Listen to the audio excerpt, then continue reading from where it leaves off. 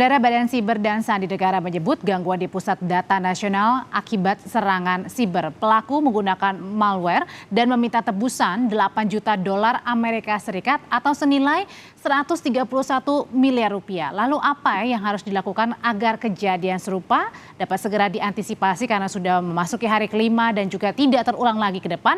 Malam hari ini kita berbincang bersama juru bicara BSSN Ariandi Putra dan anggota Komisi 1 DPR fraksi PKS Sukamta. Selamat malam Pak Sukamta. Mas Ariandi, selamat malam. Iya, selamat malam. Iya, sebelum nanti akan bergabung juga dari BSSN, Mas Ariandi, saya mau ke Pak Sukamta dulu. Pak Sukamta, jadi temuan dari Komisi 1 DPR apa sih kali ini penyebab terjadinya gangguan? Akankah dalam waktu dekat juga akan memanggil dari pihak Kominfo?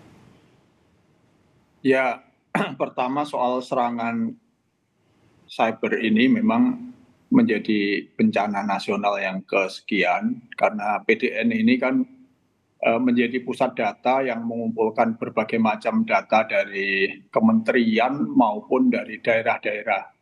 Jadi ini kira-kira akan menjadi pusat data andalan nasional. Nah, sejak awal pendirian saya wanti-wanti kepada Kominfo untuk hati-hati karena di dalam proses pendirian ini kita tahu ini didanai dari luar negeri, ahli-ahlinya, konsultannya, alat-alatnya, semuanya dari luar negeri. Nah, pengawasnya juga demikian ya. Kita sudah ingatkan Kominfo. Nah, waktu itu sangat confident Kominfo untuk bisa menjamin sekuritas ini. Nah, kalau sekarang terjadi seperti ini, saya kira bukan mau menyalahkan ya, tetapi ini menjadi keprihatinan. Termasuk saya kira dengan BSSN ya. Hari ini BSSN mengumumkan bahwa ini ransomware. Mungkin ini prestasi BSSN yang harus diapresiasi, ini sangat bagus. Negara sebesar Indonesia ternyata dengan setelah 5 hari serangan berhasil mendeteksi masalahnya, yaitu ransomware setelah pihak hackernya mengajukan tuntutan. Nah, ini kan menarik nih, bagaimana BSSN mungkin mendapatkan award lah ya untuk pengungkapan kasus ini. Nah, Pak Sukamta, kalau gitu kita langsung tanya aja ya ke pihak dari BSSN, Mas Ariandi, sudah diketahui nggak sih apa kira-kira penyebab terjadinya gangguan kali ini? Ya, terima kasih Mbak. Jadi tadi apa yang disampaikan Pak Sukamta juga menjadi perhatian kami di BSSN bahwa kita harus mengakui bahwa serangan cyber terhadap pusat data nasional sementara yang ada di Surabaya itu adalah serangan cyber yang jenisnya ransomware. Nah, kalau berbicara apa penyebabnya, tentu banyak hal-hal yang tentu bisa kita sampaikan. Salah satunya adalah kerentanan terhadap sistem itu sendiri. Jadi tidak mungkin ransomnya masuk, ransomnya bekerja kalau seandainya sistem itu tidak rentan. Nah, ini yang kami lihat sebagai sebuah mitigasi dan juga sebagai sebuah evaluasi kepada penyelenggara sistem elektronik untuk memastikan bahwa penyelenggara sistem elektronik untuk melihat dan melakukan uji secara berkala terhadap sistem yang mereka miliki masing-masing. Nah, ini yang kita sekarang sedang koordinasikan dengan teman-teman. Jadi catatannya ini tidak ada uji berkalanya, artinya mungkin saja jangan-jangan untuk perlindungannya sendiri dianggap ya ini aman, kalau tadi Pak Sukamta bilang ya dari Kominfo meyakinkan seperti itu, karena yakin jadinya akhirnya pada saat ada celah begitu jadi kaget semuanya. Sebenarnya prinsipnya tidak seperti itu kalau berbicara keamanan siber. Jadi kalau kita berbicara cyber security adalah cyber security is a process. Sebuah proses yang tidak akan pernah ada akhirnya. Ketika BSSN melakukan IT security assessment di hari ini gitu, dan kami pastikan bahwa ITSA itu menunjukkan bahwa sistemnya bisa berjalan dengan baik, belum tentu besok juga akan tidak baik-baik aja atau menjadi baik-baik aja. Nah, pola pengamanan, pola cyber security itu harus dilakukan secara berkala. Auditnya dilakukan secara berkala dan beberapa pengamanannya harus dilakukan secara berkala. Nah, ini adalah tanggung jawab yang juga menjadi tanggung jawab bersama kita. Tentu juga di BSSN sebagai lembaga negara yang bertanggung jawab di bidang keamanan siber dan juga penyelenggara sistem elektronik itu sendiri. Karena PSE sebenarnya yang tahu bagaimana topologi jaringannya secara lengkap. Bagaimana mereka melihat dan melakukan monitoring terhadap data-datanya setiap hari. Nah, BSSN membantu untuk memberikan notifikasi, membantu untuk melakukan monitoring setiap hari, setiap detik, 24 jam, untuk memberikan alert. Alert dalam bentuk bagaimana anomali traffic terjadi ke beberapa sistem elektronik. Nah, itu yang dilakukan oleh BSSN, Mbak. Oke, apakah ini bisa dibilang mungkin saja kecolongan, Pak Sukamta? Karena kan Pusat Data Nasional ini sesuatu hal yang diagung-agungkan ya begitu ya, karena kan juga menghubungkan antara pemerintah pusat dan juga daerah datanya melalui SPBE berbasis elektronik. Ya, kecolongan tuh pasti. Bukan hanya kecolongan, perampokan ini. Ya, tetapi juga jangan-jangan ini kebodohan. Karena saya mendengar dari teman-teman komunitas cyber security di Indonesia itu, mereka sudah mendengar desas-desus peringatan dari berbagai pihak akan ancaman rencana serangan cyber ke server besar Indonesia. Nah, saya kira salah satu visinya BSSN waktu kami kunjungan, waktu mereka mengajukan anggaran, kita mendengar melihat paparannya, salah satu visinya adalah bertanggung jawab terhadap keamanan cyber dari seluruh situs yang dimiliki oleh pemerintah dan pemerintah daerah dari seluruh Indonesia. Jadi kalau sekarang sudah berhasil mendeteksi bahwa ini ransomware, ya itu langkah bagus.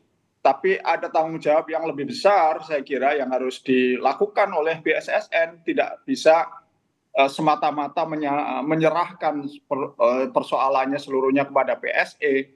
Karena peringatan itu sampai juga ke BSSN, saya yakin. Nah, tinggal apakah peringatan itu diketahui, dipahami atau tidak gitu. Karena kejadiannya ini disgrace, ini memalukan bagi seluruh instansi yang terkait dengan pengamanan cyber kita, apakah itu Kominfo atau BSSN atau yang lainnya sebetulnya. Karena kan ada juga di tahun 2022 ada kasusnya Bjorka ya, Pak Sukamta.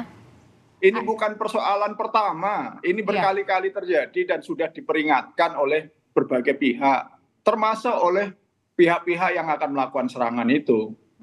Kalau gitu dari BSSN sendiri nanti ke depannya gimana nih? Apalagi sekarang sebenarnya juga katanya sudah mulai berfungsi atau sudah mulai dipulih begitu, tapi nyatanya belum pulih 100% nih. Udah hari kelima. Saya kira itu kesempatan BSSN ini untuk membenahi diri lah. Jadi banyak hal yang bisa dilakukan atau diklaim menjadi tugasnya tapi tidak dilakukan. Kita mau dengar jawabannya langsung ya Pak Sukamta ya dari BSSN, gimana Mas Ariandi? Ya, jadi kalau berbicara tentang bagaimana kasus kebocoran data ataupun ransomware yang terjadi, BSSN sudah beberapa kali mengirimkan notifikasi sebenarnya.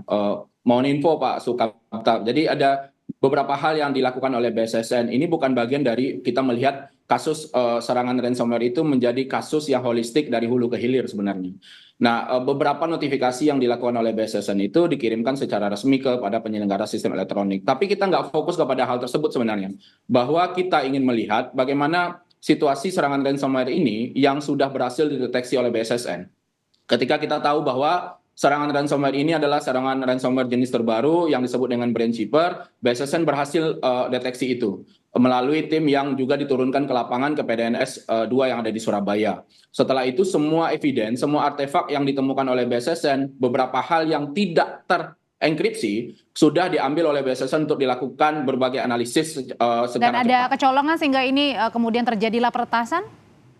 Ya, kalau kita melihat dari timelinenya sebenarnya bahwa ada di tanggal 20 itu sebelum jam 4 subuh, sebelum jam 3 lewat, itu di jam 00.54 ada instalasi terhadap file malisius yang melumpuhkan sistem. Nah, sistemnya benar-benar lumpuh itu di jam 3 lewat di subuh di tanggal 20. Nah, ini yang dilihat oleh BSSN untuk dilakukan mitigasi, diinfo kepada teman-teman di Kominfo dan PDNS 2. Kalau gitu Pak Sukamta, singkat saja dalam waktu dekat apakah juga akan memanggil Kementerian Komunikasi dan Informatika, karena kan juga sebagai warga bingung nih, dari Kementerian Komunikasi dan Informatika aja bisa diretas, gimana dengan perlindungan data pribadi kita sebagai warga negara atau perusahaan-perusahaan biasa lainnya?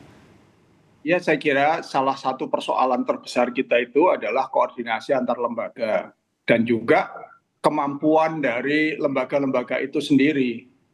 Nah, kita berharap nanti segera ini diatasi. Jadikan saya berharap betul ini pemerintah, karena ini bukan yang pertama, pemerintah betul-betul melakukan pembenahan soal ini. Jangan main klaim, jangan main puas diri, merasa sudah hebat, merasa sudah sudah bisa melakukan ini, itu faktanya jebol terus gitu.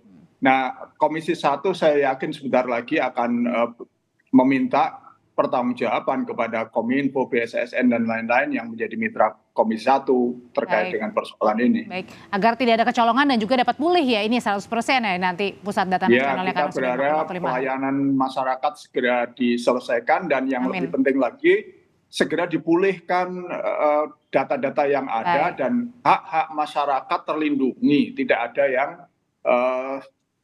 dirugikan. Itu yang menjadi harapan kami. Pak Sukamta, terima kasih. Mas Ariandi, terima kasih untuk berbincang kali ini di Sapa Indonesia Malam.